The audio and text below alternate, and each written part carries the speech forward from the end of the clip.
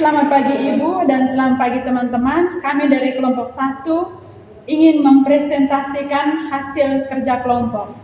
Dan sebelumnya kami ingin memperkenalkan diri kami masing-masing. Perkenalkan, nama saya Carolina Sumban dengan NPM 25105082. Dan saya Tekla Dewi Putri dengan NPM 25105068. Dan saya Melania Fine dengan NPM 25105077. Dan saya Yuliana Asrini Susanti dengan NPM 25105074. Baik, langsung saja. Aspek yang pertama, karakteristik satuan PAUD. Di KTSP itu karakteristik satuan PAUD terdiri dari profil satuan lembaga, struktur kepengurusan satuan lembaga, alamat dan lokasi satuan lembaga PAUD. Sedangkan KOSP, karakteristik satuan PAUD terdiri dari profil satuan pendidikan, konteks sosial dan ekonomi, konteks budaya, pendidik dan tenaga kependidikan, peserta didik, dan kemitraan atau kerjasama. Sedangkan KSP, Deep Learning, itu karakteristik mencakup beberapa hal, yaitu profil satuan kependidikan, konteks sosial dan ekonomi, konteks budaya, pendidik dan tenaga kependidikan, peserta didik, dan kemitraan atau kerjasama. Yang kedua, visi misi dan tujuan. Untuk K13, visi mewujudkan anak berkarakter, terampil, sehat, dan cerdas. Untuk misi, menanamkan pendidikan berkarakter melalui pembiasaan, kegiatan rutin, kegiatan tambahan. Yang ketiga, memberikan layanan pendidikan dan kesehatan bagi anak didik. Yang keempat, memberi bekal pengetahuan kepada anak didik melalui kegiatan bermain sambil belajar. Tujuan, melaksanakan dasar dan menanamkan nilai-nilai agamis dalam jiwa anak. Untuk KUMER atau KOSP, visi yang pertama, terwujudnya pribadi unggul yang sehat, cerdas, kreatif, berakhlak berdasarkan iman. Misi yang pertama, menciptakan profil belajar yang berakhlak mulia dan rajin beribadah. Meningkatkan mutu lulusan yang sesuai dengan tuntutan masyarakat dan mengembangkan ilmu pengetahuan dan teknologi atau IPTEK. Mewujudkan proses pembelajaran yang aktif, kreatif, inovatif, dan menyenangkan. Meningkatkan mutu pendidik dalam upaya mencerdaskan kehidupan generasi bermoral, kreatif, menuju mandiri. Tujuan untuk mewujudkan misi sekolah diterapkan dalam bentuk 3 bagian, yaitu jangka pendek, jangka panjang, dan jangka menengah.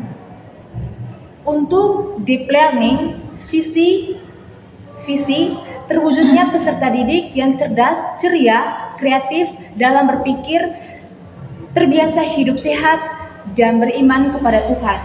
Misi merancang pembelajaran yang menarik dan menyenangkan yang mampu memotivasi peserta didik untuk selalu belajar dan menemukan pembelajaran.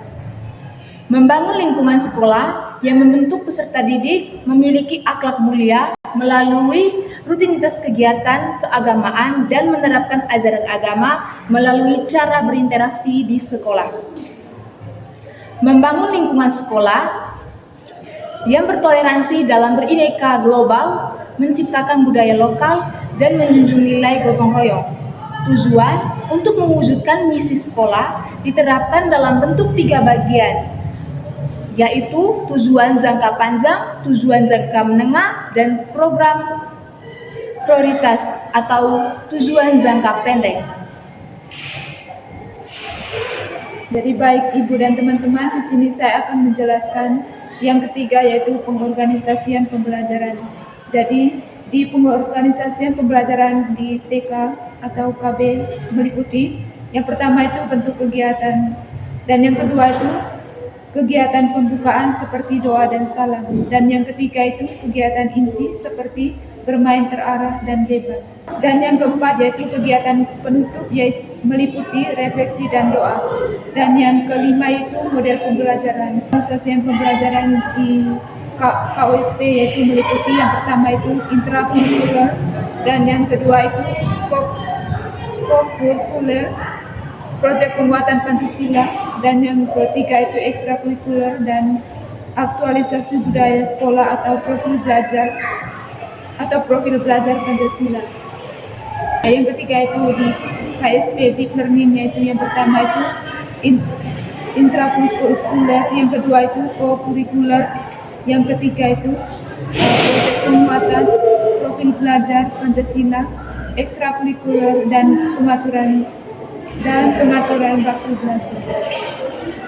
Baik, Ibu dan teman-teman, saya akan menjelaskan di bagian perencanaan pembelajaran. Jadi di KTSP-nya itu yang pertama perencanaan pembelajaran, yang kedua perencanaan pembelajaran dilakukan secara bertahap, yang ketiga program semester atau prosem, yang keempat tema dan subtema selama satu semester, yang kelima rencana pembelajaran pelaksanaan mingguan atau RPPM, yang keenam rencana pelaksanaan pembelajaran harian atau RPPH, yang ketujuh tujuan pembelajaran, yang kedelapan materi, yang kesembilan kegiatan bermain, yang kesepuluh media atau alat, yang kesebelas penilaian pembelajaran, 12 prinsip perencanaan, 13 sesuai tahap perkembangan anak, 14 fleksibel, 15 kontekstual, 16 berorientasi pada bermain.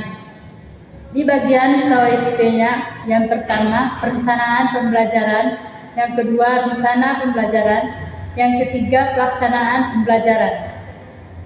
Di bagian deep learning yang pertama rencana pembelajaran, yang kedua pelaksanaan pembelajaran, dan yang ketiga asesmen pembelajaran. Di KOSP Saya akan menjelaskan tentang aspek pengembangan profesional. Di KTSP terdiri dari beberapa hal. Yang pertama, mengikuti pelatihan dan workshop PAUD. Yang kedua, melaksanakan refleksi dan evaluasi pembelajaran. Yang ketiga, mengembangkan media pembelajaran kreatif.